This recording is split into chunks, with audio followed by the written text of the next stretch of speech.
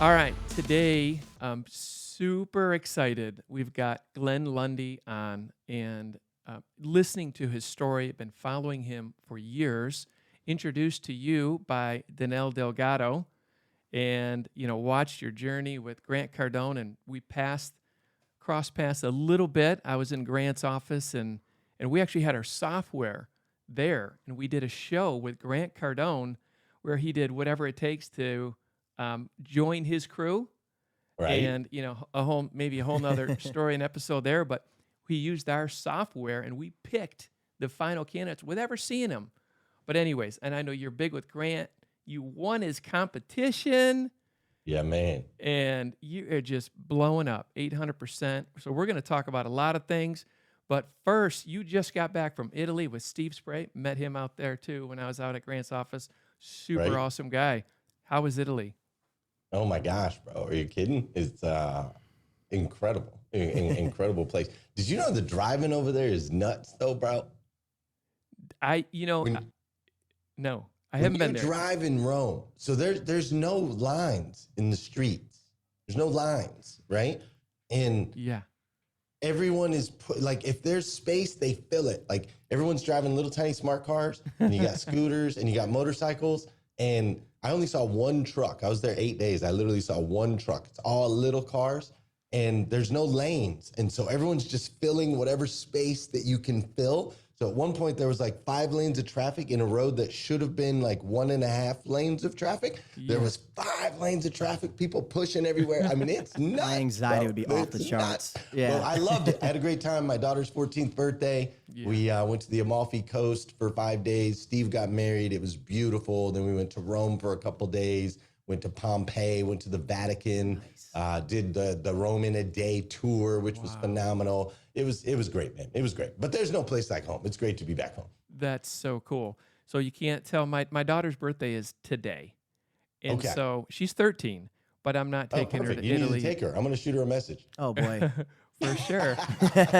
Well, and she sent If you a your message. dad loves you, he'll take you to Italy. Right. Interesting enough, my parents got home last night from Italy, and wow. my dad said that he would never go overseas, and they spent, I think, 14, maybe 17 days. They got home last night. Same. I was out in Mexico in Cabo, so we were at the airport. Well, they were a little bit earlier, but they were That's there same awesome. time. Maybe you saw them there. I very, very possible, man. There was a lot of people out there. The Ryder Cup was happening Yeah. at the same time too. So there was a lot of Americans in the area. Not the for sure. greatest outcome there, but it's what it is. Yeah, They'll get back next year. What can you do? What can you do? Yeah. Glenn, I was checking out your Instagram. I'm not as familiar with you as Kevin is, but man, I got to tell you, almost every Instagram post you do, I feel like I can run a marathon after Nice. after looking at it, man. So maybe that's your goal, but I'm all jacked up after I see your episodes. Motivation, education, and inspiration. That's right. what I feel like. I feel like God put me on this planet to bring people together, equip them with the tools they need to succeed, and inspire them to be great. So for you to say that, Jeff, really makes me, I feel that, and I appreciate that, because we put a lot of work into making sure that if you come across just one of our posts, we do 552 posts a month. If you come across one single post, Wow. we want to invoke that emotion in you. So I'm glad that it's working. Yeah. So, I was listening to the 5 a.m. Club all the time, and this is a secret. Jeff doesn't even know this, but I have Kevin's Corner every Wednesday with my company, and I Right. start it the exact same way every single time. And this, you really don't know Stole this. it from him? You didn't give him credit? Stole it from Glenn, and it's good morning, good morning, good morning, everyone. Today is, say the day, and there will never, ever, ever be another day like this. So make the very, very best of this very special and important day. So now my team will know I'm exposed. It was all Glenn. But That's awesome, Kevin. yeah. But there's so much truth to that, right? So I'm glad that you're sharing that and imparting that wisdom. Good morning, good morning, Yeah. good morning. Right? We got to say it 3 times. Yes. Before we get into your background, I do want to say something. I noticed behind you, I think you might be a Raiders fan. We just had Sean Merriman on the show, a friend of ours. Oh, Now. nice. He's a huge Chargers fan, and he just doesn't like the Raiders at all. So I actually just sent him a picture of the Raiders behind you. How long have you been a Raiders fan? So I have been a victim to Raiders fandom for 40 years now. Gotcha. 40 years I've been watching these buffoons go out there and do what they do. So yeah, it's so embedded now, it's like it's stuck. So I can't help it. But we're Lions fans, so we get it, man. Yeah, you get it. You know how it is. I told my kids, I think it was last year or the year before, I said, we're going to switch over to become Saints fans because the New Orleans Saints have treated us really well the last few years. I got to meet Tom Benson, the owner of the Saints. I got to watch a Saints game in the owner's box with him. And then he passed away and the organization invited me and my son out. And so my son got to go to a Saints game and got to watch from the owner's box and walk on the field and go to the locker room and meet the players. Like they've treated us so incredibly. So I told the kids, I said, we're going to switch over and be Saints fans. And my daughter looked at me and she said, Dad, but what about all the gifts you've been given? Because, dude, I've had people give me Raiders gifts for decades, right? What do you do with it? Jerseys, signed helmets, plaques. I'm like, yeah, you kind of got a point there. Like, I don't want to throw out all this goodwill that you guys has been got a thrown strong our way. fan base and a scary one, too, I feel like. Yes, indeed, indeed. So hopefully one day, 80 years from now, before I die, there'll be a legit team again. Yeah. Hey, Glenn, is it okay if we start, and I know your story that even starts like in prison, in the most troubled past, Sure. into where you are today is just incredible. And Oh, I'd love thanks, for you Kevin. to just share that story. I don't know that I don't think know Jeff the full knows story, it, but and our viewers might not. I know our so- audience would. It's to me, it's just amazing. Yeah. And I'd love to hear that again. Well, yeah, man. I grew up in Flagstaff, Arizona, and grew up in a unique situation. My dad is black, my mom is white, and my parents got divorced when I was 11 years old. And what made it really interesting was after they got divorced, my dad, who is black, got remarried and married a black woman. My mom's white. She got remarried and married a white dude. And then they moved into the same apartment complex, Greenlaw Garden Apartments, 2600 East 7th Avenue, Flagstaff, Arizona. My dad was in apartment 30 with his new wife, and she had 4 kids. They had 2 more kids together. My mom and my sister and my stepdad and I were in apartment 28, 2 doors down, dude. Yeah. 2 doors down from each other. So I grew up with these 2 cultures. My dad's house was the black house. My mom's house was the white house. And every stereotype that you could think of existed in these 2 houses, Jeff. Like literally every stereotype that you could think of, right? Like Right. Dad's house was loud. There was a TV in every room. There was sports. We were, cooking collard greens, listening to Motown music, eating fried chicken, watermelon, drinking Kool-Aid. Like Dad's house was the black house, and Mom's house was like quiet, country music, a little bit of rock and roll. They were kind of white trash. We grew up in a bowling alley, right? Like it was crazy. And growing up in that space, I think we all, as we grow up, struggle finding our identity. I really struggled with that because my skin was too dark to be considered white and too light to really be considered black. So I didn't fit in really anywhere when it came to school. I was growing up in these 2 cultures. And so I ended up becoming very much a chameleon in life. Okay. To where if I was hanging out with cowboys, I was a cowboy. If I was hanging out with gangbangers, I was a gangbanger. Black people, I was black. White people, I was white. Mexicans, I was Mexican, right? Like I just was everything on the outside because I had no idea who I was on the inside. As I transitioned into adulthood, I still carried that with me. And I also had a very Darwinistic approach of life. I had no faith. I didn't believe in anything outside of the physical. It was survival of the fittest. And so I would basically put myself in positions where I could take advantage of others. And I bent the rules often. I broke the law often. I went to jail often. I got arrested 17 different times. Every time I went to jail was typically for one night, except for one. There was one time where I was in for a longer stint. But living my life that way ultimately led to me burning a lot of bridges. I was always kind of running on the run when I lived in Flagstaff with warrants out for my arrest or just whatever, just being a knucklehead. And so I left Flagstaff. I ended up losing custody of my oldest daughter when she was 6 years old. And I left Flagstaff, traveled around, lived in Southern California for a little bit. This is in my late 20s. Lived in Southern California, Phoenix, Scottsdale, Arizona, just moving around all over the place, burning bridges everywhere I went. And fast forward in my late 20s, I think I was 28 or 29 years old, I found myself homeless in San Diego. So I was in San Diego, California. I had burnt every bridge. My parents said I couldn't come back home. My sister was embarrassed of who I was. It was bad. It was a dark space, man. And, homelessness, most people think it sucks because you don't have, a place to live or a bed or whatever. But really the worst part of homelessness is you become invisible. Like you just start to blend in with the background. People won't make eye contact with you. And so I started to notice people would look above me, below me, to the left of me, to the right of me, but they would never look at me. And you really talk about losing your identity. I mean, no one ever says your name, right? No one ever says your name when you're homeless. And so the homelessness became hopelessness. Hopelessness became a deep depression. The deep depression became suicidal thoughts. And ultimately, I attempted to drown myself in the Pacific Ocean. Luckily for me, God plucked me out of the ocean, put me on the beach, and he woke me up and said to me, "You take yourself wherever you go."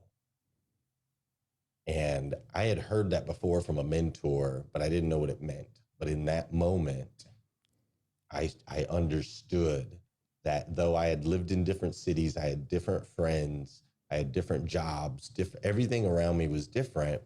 The only thing that was constant was me.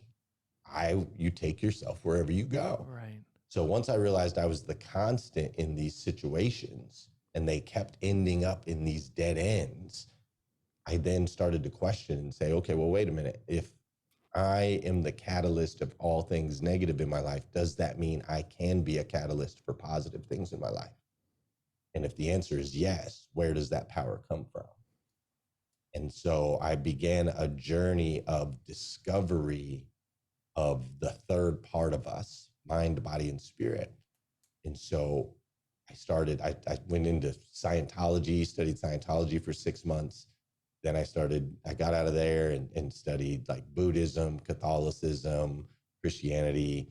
And ultimately I found a path to spiritual understanding through the story of Jesus and the Christian religion. And that's when things in my life really started to change. And I realized that we are spiritual beings, not just physical beings. And with that comes not only the ability, but a responsibility to make a positive impact with our lives. And so I've spent the last 15 years exploring and developing that. And ultimately, the dead ends are gone, bro. The dead ends are gone. So powerful. Goosebumps. Yeah. Yeah. I mean, that's incredible. And to be just shaken by God and woken up and you couldn't get any lower than 17 times in prison and trying to commit suicide to where you are. I mean, there's such a long leap to where you are. Way down below this like soil to all the way skyrocket at the top now with his business. What age was that? Like where that was when I was started? 29. 29. Okay. When did you meet your When did you meet your wife? The one who Yeah, really so I helped met you. my wife. So after that whole experience, I ended up moving out to Kentucky, which is where I live now. So I moved to Kentucky when I was 30, I guess. And I met my wife. Let's see, I'm 45 going on 46 now. So met my wife when I was 30, 31. Yeah, met my wife. Yeah. And because Savannah just turned 14. So met my wife at 31, and her and I have been on this journey together for the last 15 years. Now she is She's been a big part. She's a saint right there. Dude, she's everything, bro. All them kids and all you travel, but you get around him a whole lot better now. The guy goes, now he's in a jet. That's how he flies around. I do have my own jet. Yeah. It's so cool. Make a stop in Michigan, man. We'd love to hang out. Hey, I was just in Michigan. That's where my when I got back from Italy, we landed in Detroit. Oh, really? And I looked, and I had an 8.5-hour layover till my flight out of Detroit to Lexington. And I was like, that ain't happening. So I called my pilot. I said, come pick me up. And he's like, bro, I can't. I'm on another flight. I'm like, shoot. So I went and rented a car and drove home on on Saturday instead of waiting in the airport for 8.5 hours. Kidding. But yeah, so I just drove through Michigan. Wow, that's awesome. Side note is, so my brother-in-law, Bobby, lives in Lexington, and he's followed you a long time too. I turned him on to you, and he's right nearby. He's in real estate nearby. So killing it. Nice. yeah, he is killing Represent. it. So you come out. Now, how did you get started? Because there's such this leap from where you are. Did you first start in a car dealership? Is that where you got your first real I heard this career part. job? This is where it gets really interesting too. I heard you speak or heard one of your videos. I didn't know about everything you just told me, so that's insane. But yeah, I'd like for our viewers to hear how you got the momentum going. So when I first got back to Kentucky, or when I first moved to Kentucky, I was still, like I had a revelation that we were spiritual beings, but I was still a punk, right? Like there was still a lot of old bad patterns and behaviors that I had to get rid of. So it wasn't just this overnight deal. So when I landed in Kentucky, I took a job. I was trying to stay out of automotive.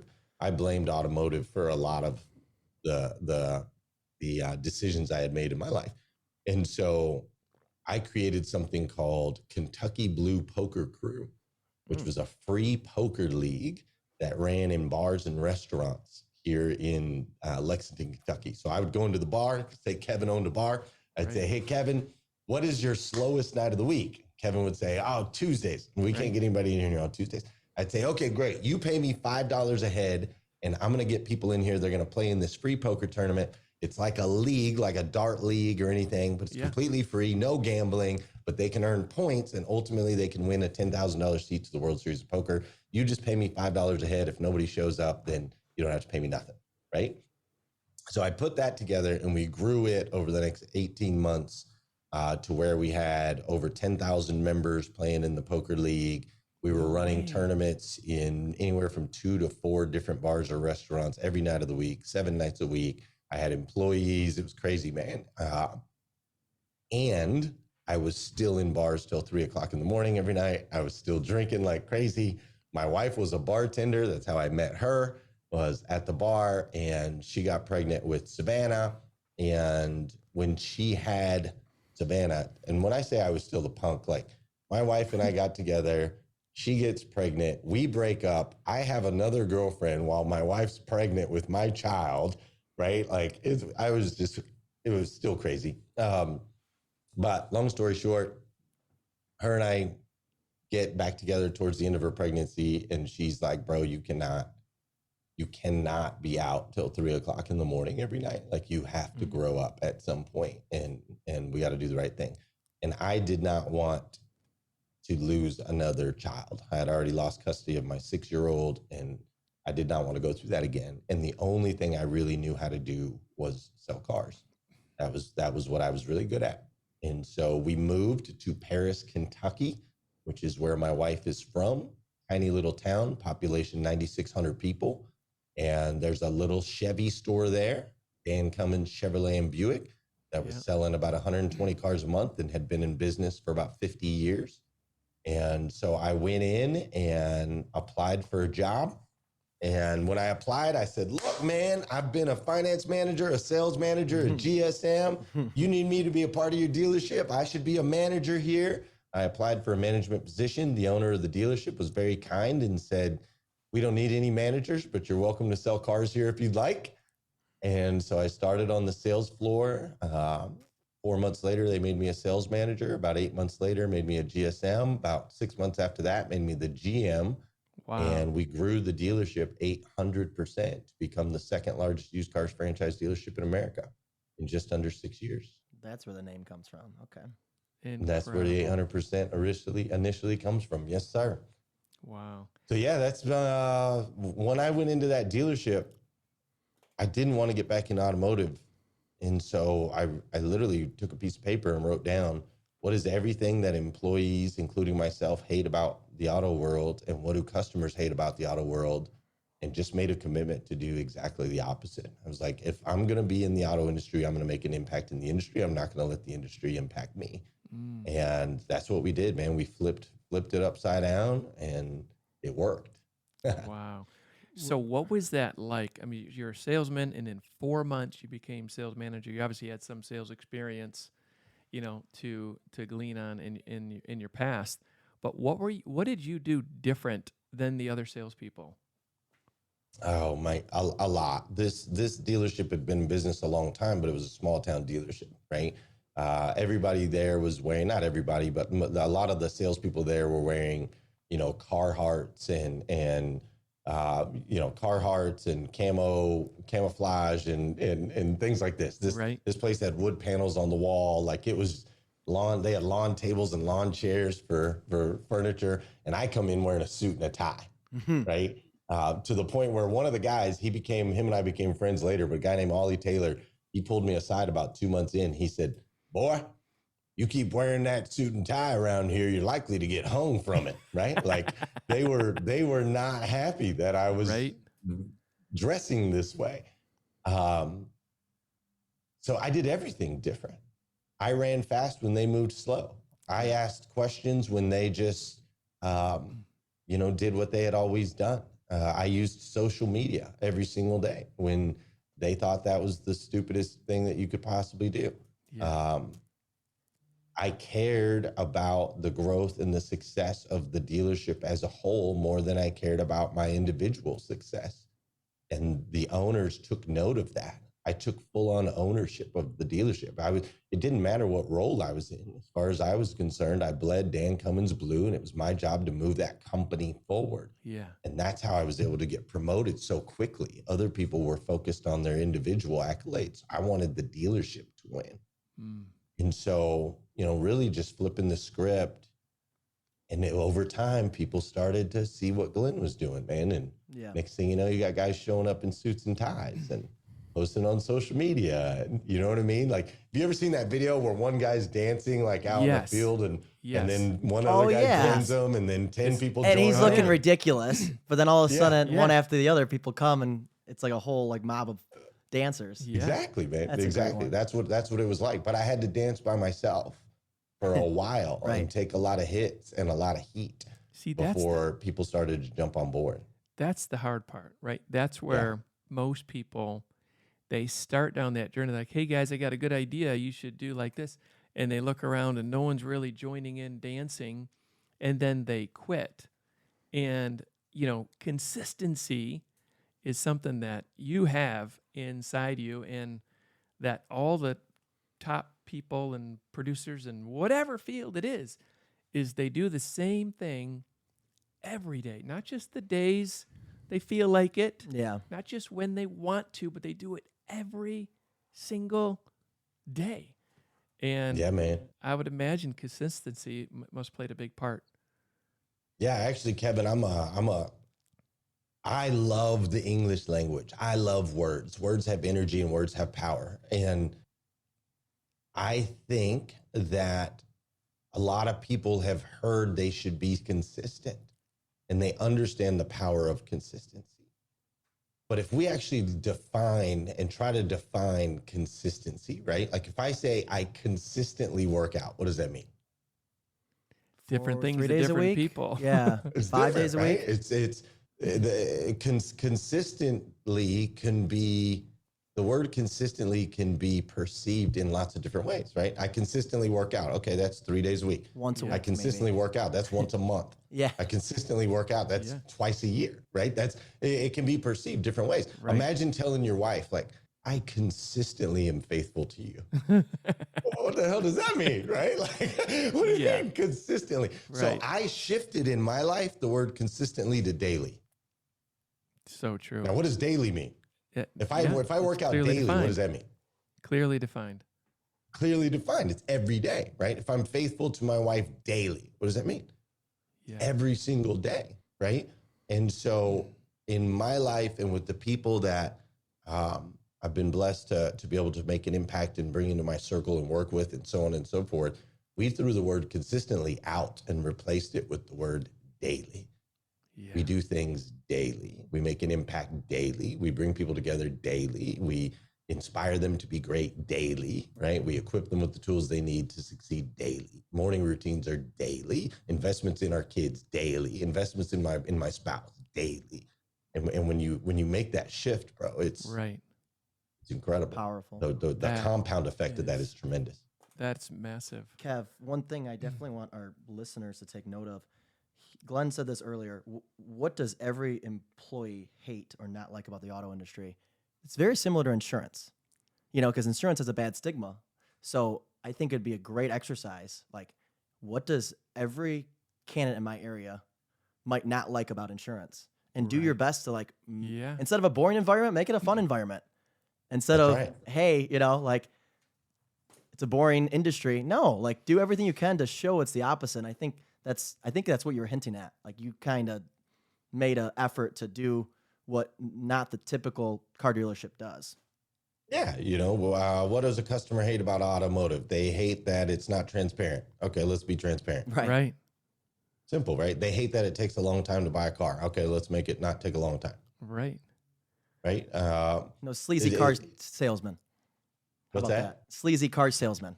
Let's just say Yeah, that. they hate sleazy car salesmen. All right, well, let's not hire anybody with more than 2 years experience. Yeah. That's Wow. like we literally had a rule in the dealership. We did not hire a single person with more than 2 years experience. That's like you It's with your so agency. important. So important. Right. I'm like, no, we're going to train them our way.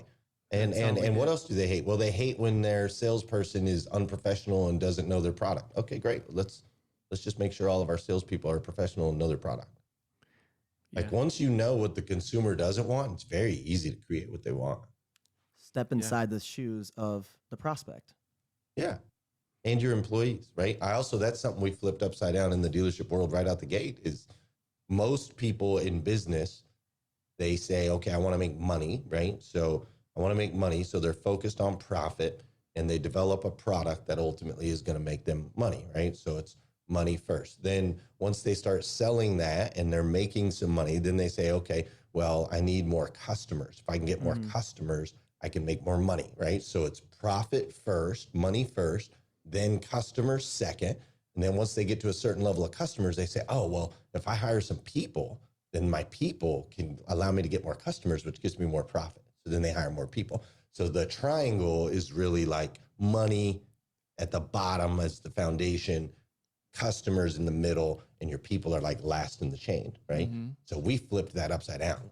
I'm like, let's just focus on great people. How about I just get great people? And if I get great people, then they're going to draw in more customers because they're going to treat my customers amazing, which is going to get my customers to send more customers. And if we do that, guess what? We'll make a whole lot of money. Yeah. Instead of focusing on the money, I just focused on our employees, hiring people. One of the things that we talk about all the time is hire on character, not credentials. I need good character people that are going to freaking work hard, people that have integrity, people that aren't going to be out, blowing and going and lying and cheating and stealing and all that stuff, right? No, I need good character. I can develop skills and talents if I have people with good character. And so it's very easy to find, in this industry, people always say, I can't find good help. It's like, dude, because you're looking for experienced a-holes. You just don't realize. Yeah. Like instead, get some inexperienced freaking guys and girls that have some integrity and teach them. Yeah.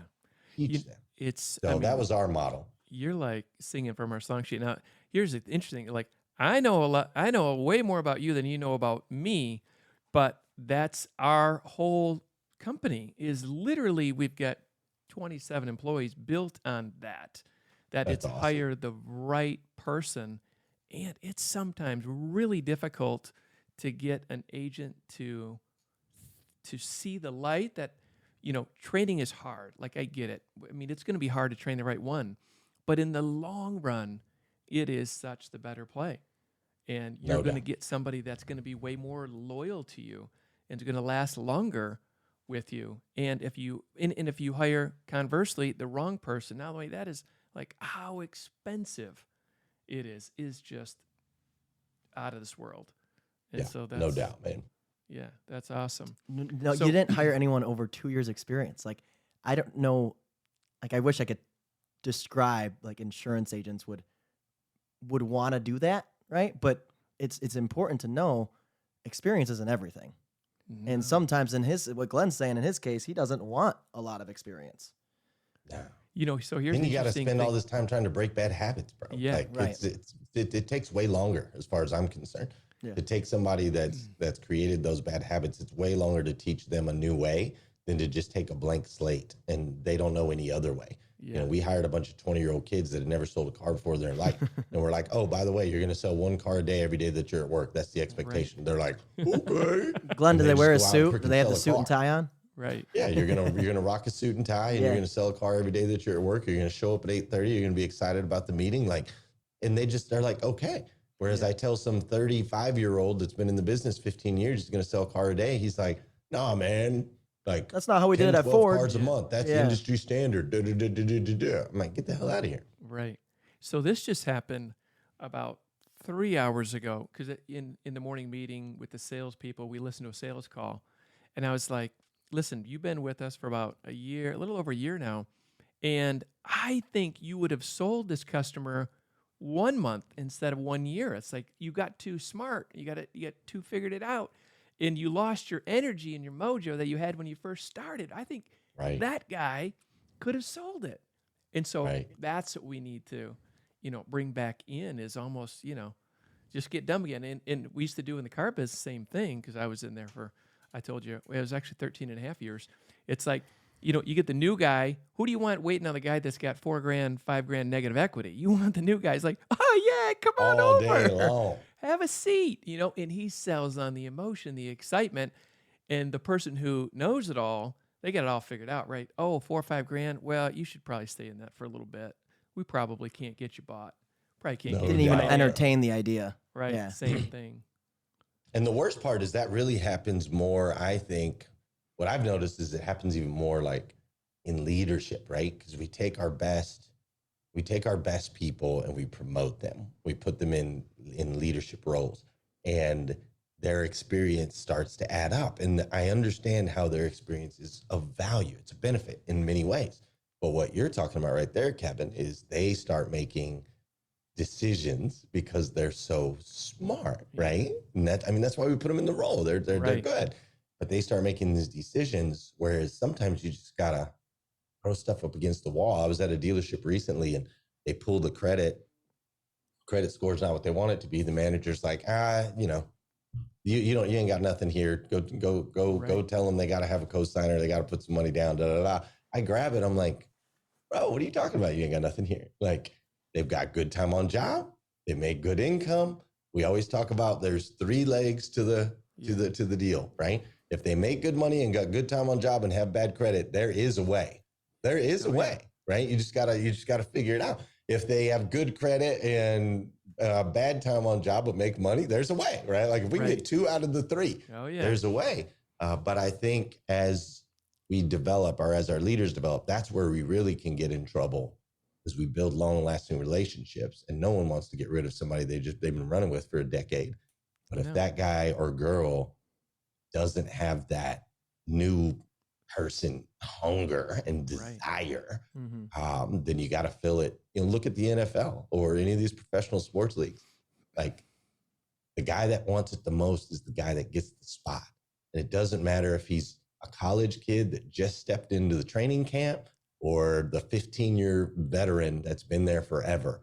Whoever earns the spot earns the spot. And I think we have to run our companies more along those lines. Yeah, that's great. To go up 800%, and I was recently listening to a podcast, Ed Milet. I'm sure you're familiar. Shoot, Oh yeah, he it's been on my show. Has he? I'm sure you guys are buddies. But, they talked about how it's easier to go 10x than 2x because you almost have to get rid of everything you're doing because everything you're doing is leading down the same path and you're going to get the same results. And in fact, you probably get a little bit less with future technology, consumers getting smarter. You do the same thing. You'll probably go backwards. And you have to just like clear the desk and just think completely differently. And I mean, that's what you did in the dealership. And to be daily, not consistent. Yeah. That's right. And these daily, and it works. And man, people like that are just so powerful. Like, it's so admirable to change the culture of a whole, of the business that you work for is so cool. But like, you probably only kept 20%. You probably moved 80%. What you did was just gone.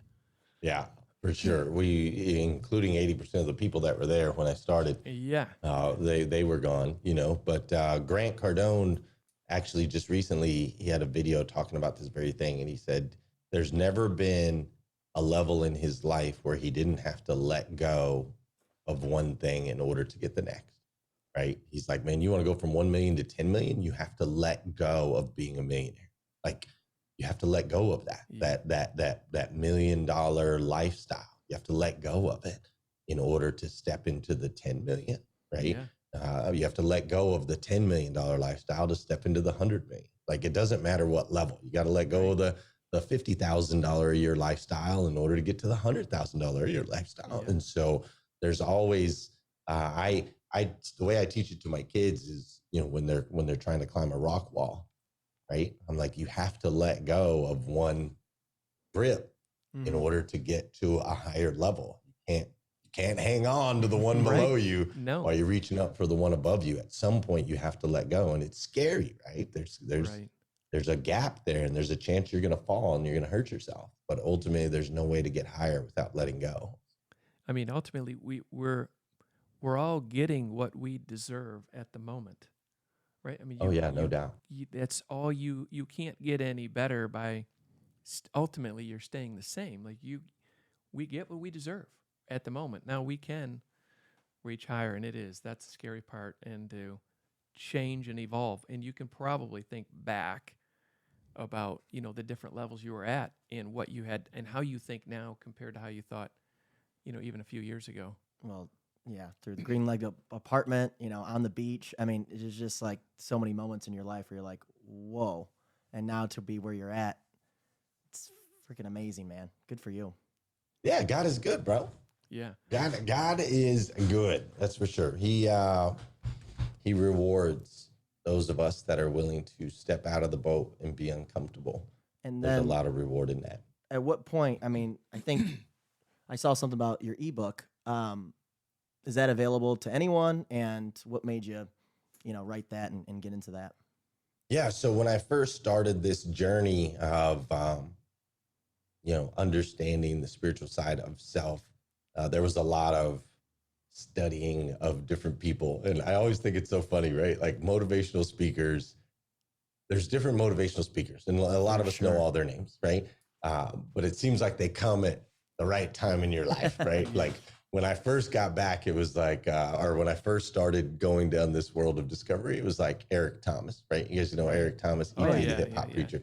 When you want to succeed as bad as you want to be, that's when you'll be successful. I'm like, oh, damn, come on. All right. Let's go, The notebook goes flying. Yeah. And then like you go through some tragic stuff and you got Les Brown, right? Les Brown's like, you're going to fall down. Right. But if you fall down, fall on your back.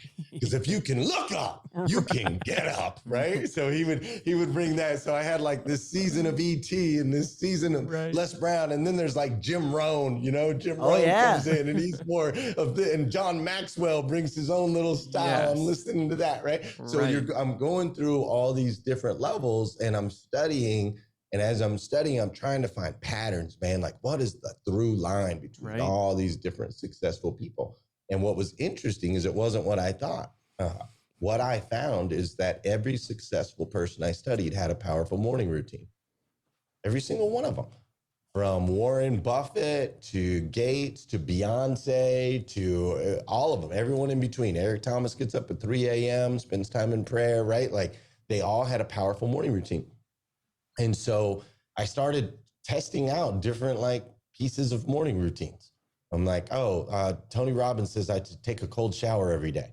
Okay, let's try that. No, this is not working for me. I am not a cold shower guy. I am tropical in nature, right? My people came from Africa. So I am not doing the cold shower thing, right? But I tried all these different things, and ultimately I put together a series of 5 simple steps just through studying to create an extraordinary life just in the very first hour of the day, right? Very first hour of the day. No snooze button, no phone first thing in the morning, gratitude and goals, take care of yourself physically, and send out an encouraging message. 5 really easy things. Right. And by doing those 5 things, you tap into mind, body, and spirit every single day. So I started applying the morning 5, back as I was going through this journey, and it changed my life. I started doing that daily, and my life changed. So then I started teaching people how to do it, and their life changed. And then I ended up writing a book about it. And now hundreds of thousands of people have been able to read and apply the morning 5. And then, of course, the show, because I was so prepared to wake up early every single day, I was able to do a morning show at 5:30 a.m. that Kevin and his daughters could watch if they wanted to, right? right. And so the morning routine prepared me for all the other things that have happened in my life, ever since. And so being able to write the morning 5 and being able to distribute it for free to people all over the world has been just an incredible blessing in so many ways to be able to share. It's really that easy. Tap into mind, body, spirit, do it every single day, and your life will transform. Mm-hmm. So true. And I'm a big morning routine, and you are a big catalyst to that still to this day. And the thing that I was reminded today is send out that encouraging message, because I haven't been doing that.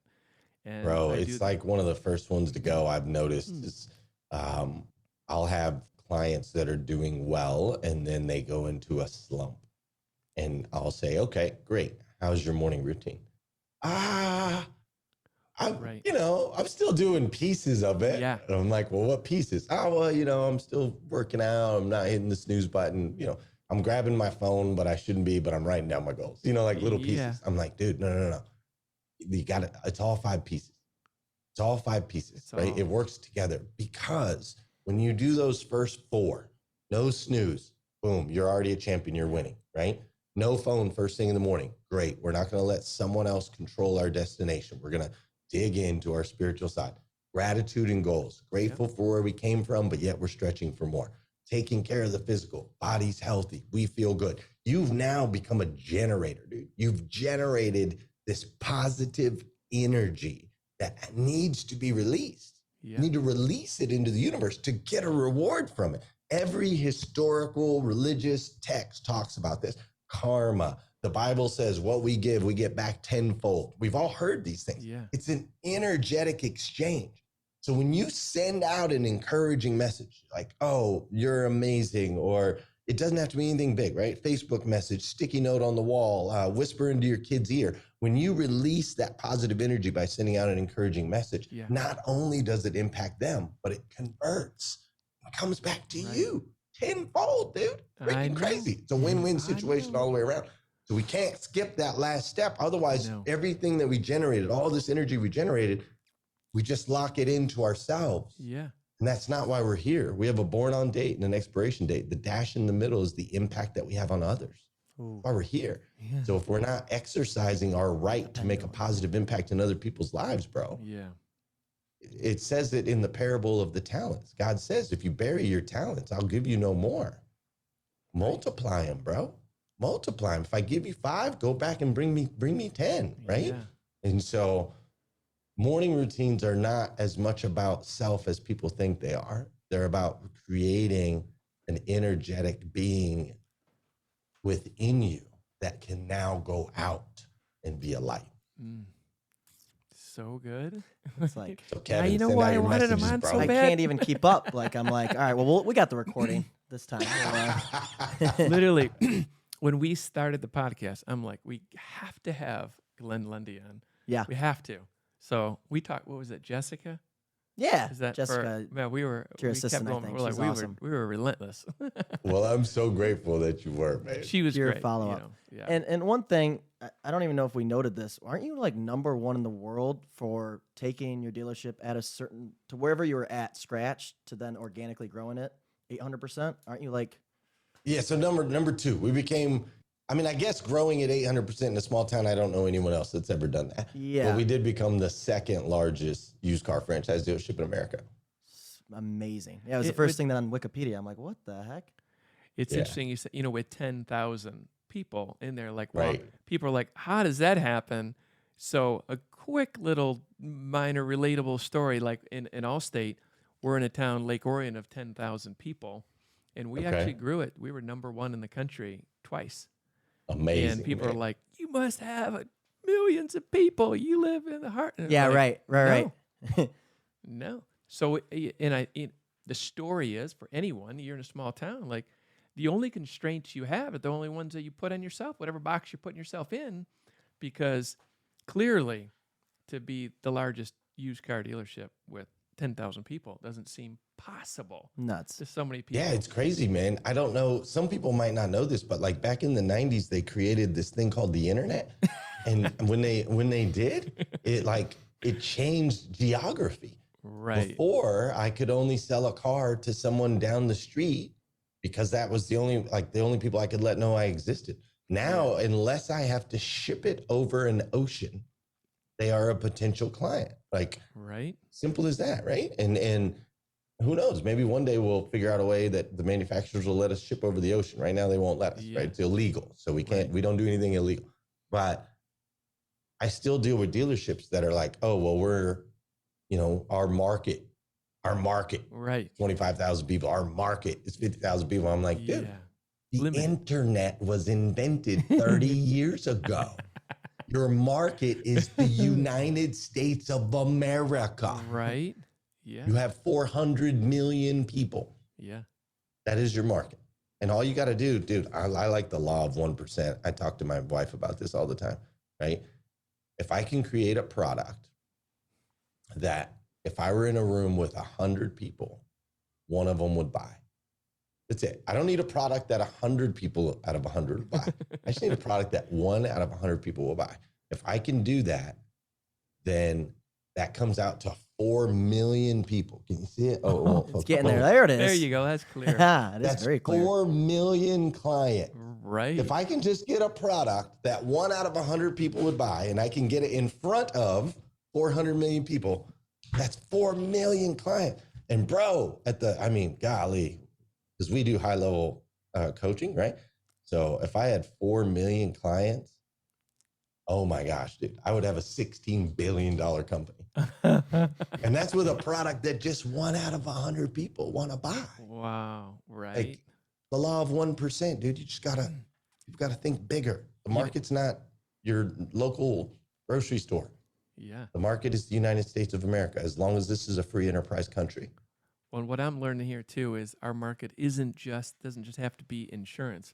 We've got a 30 to 40% of Allstate and farmers agencies in America, and this has to be translated in Yeah. other industries. It's hiring. It's hiring.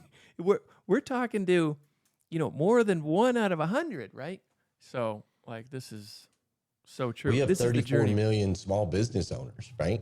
How many did you alone, say? just in small business alone, there's 34 million in the United States of America. So Yeah. 34 million small business owners, they all need to hire at least one person at some point, you would Right. hope. Yeah. And to hire the right one, not Yeah. some Not your cousin, not your cousin Fred. Don't hire cousin Fred. Yeah, no. It's just like you don't want to hire somebody. You want to hire the right one. Yeah. It's so different. And then you expand it even further, right? Like you guys, so it's about creating a product, right? A product that 1 out of 100 people could use. So, you take it even further to not just small businesses, like you guys have experience, wisdom in all kinds of things. So you could create a product that helps high schoolers learn how to one day get into the world of insurance or build their own agency, or you guys are probably good at marketing. You're good at downflows. You're good at building pipelines. Like there's skills and experiences that you have in your industry that can then translate that you could teach to high schoolers so they can have a talent or a gift or a skill that they can then apply in their lives later. You know what I mean? Like a vision early on. Yeah. Yeah. Like, and we've done that just before. constantly thinking, how can we serve people with our wisdom, experience, and knowledge? That's the key. We need to do more. So years ago, we gave it to a high school class, and because they looked at their personality and they found out like, hey, what would they be good at? What kind of career should they even be considering? Because as you know, I mean, there's different personality types, and that's our focus. And we can say, these are the types of fields that you would be great at. And so we just gave it to them, donation, but I did it with my brother's class. More with that. And they're very consistent on some of the, results. Right. And how crazy the numbers are in the performance index. Like because you're figuring out your personality a little bit. Imagine you're a 15-year-old and someone at 15 comes in and teaches you not only about your personality index, but how to read other people's and how to effectively communicate with different personality types. Right. That 15-year-old now has the gift of communication. For sure. 15-year-old goes into college, goes into adult life. They pick an amazing spouse. They have great relationships with their kids. They build their own business, all because you taught them how to communicate with different personalities when they were 15 years old. Yeah. We need him on more. I know. Glenn, man, thanks for joining us, dude. This has been awesome. Of course. Thanks for having me. Absolute pleasure. So good. And you guys have got to it's a free ebook. Yeah. There's no charge. And I just highly encourage that you follow Glenn and what he's doing. It's all good. I don't know how you continually, this got to be my last question, because it's like, how do you continually just produce great content? How many days in a row did you do the Rise and Grind? Is it 1,000? Oh, we've done 1,290 episodes, I think. Somewhere wow. I knew it was, a massive number, but every day. Yeah. More. Yeah. Monday so through good. Friday. Monday through Friday. A friend of mine, Heather Parody, she's actually my co-host on the morning show now. Yeah. She's amazing. She came and did a talk for one of my automotive events here back in the summer. And she broke down creativity in such an amazing way. And she said, creativity is simply taking the time to look at something ordinary and to discover within it the extraordinary. I look at Oakland, my 4-year-old, sitting at the table eating a bowl of cereal, and I try to find the extraordinary in that. And there's so much extraordinary in that, right? The independence she now has at 4 years old, the personality that she has that God gifted her. It didn't come from me and it didn't come from her mama, because she ain't like either one of us, right? There's just so much. There's so much to it. The ingenuity of whoever made that bowl of cereal, whatever person decided a long time ago that they were going to sell Fruit Loops. They were going to make an idea and call it Fruit Loops, which, depending on which universe you're in, it's like FRUIT loops or FROOT loops. It just depends. And that's a whole nother side story. So we won't go into that, right? But when you literally take the time and try to find the extraordinary in the ordinary, it becomes this unlock for creativity. So when you guys see my posts and the things that I write and so on and so forth, I'm just looking at ordinary, everyday things and asking that question: what is extraordinary about this moment? And that turns into the posts that ultimately take a guy like Jeff, who can listen to one video and feel like he can now run through walls. It's what brings us all together, is the extraordinary and the ordinary. Well, you do that really well. You do that fantastic. Keep doing it. Yes, sir. Inspiring others. because you're doing a great job at it, and I personally really appreciate you. I'm thankful for you because you had an impact. I'm on my grateful life. for you as well. Your daughters, you used to send me how old are your daughters? So Marissa turned 13 today, and then Okay. and then Macy's 14, and then my son is 17. He's a senior now, so he's in his 13, last and 14, final year. 17. They were rocking some rise and grind back in the day. Are Oh they yeah, still they doing were great? for sure. Knowing For Kevin, sure, he's yep. got him on it for sure. Thanks, guys. Thanks. Appreciate again, you, man. Glenn. Really appreciate you. Great time. Oh, you with bet. You bet. I'm sure I'll see you around soon. That sounds great. Well, hey, we're a you, follower guy. for life, man. Keep doing you. Yeah. Thanks, man. Appreciate you guys. Yeah, All right, take it thanks. easy. Bye.